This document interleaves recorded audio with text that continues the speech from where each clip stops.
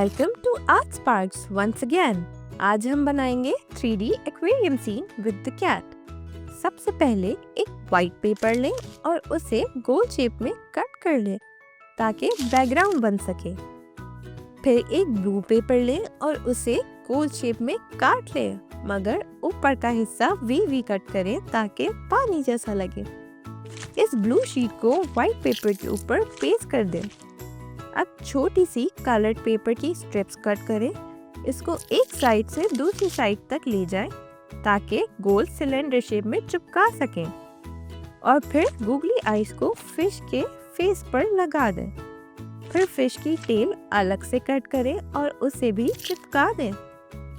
Black pen से fish के fins draw करें। फिश को ब्लू पेपर के ऊपर पेस्ट कर दें। अब व्हाइट पेपर पर कैट के हेड और पॉज ड्रॉ करें।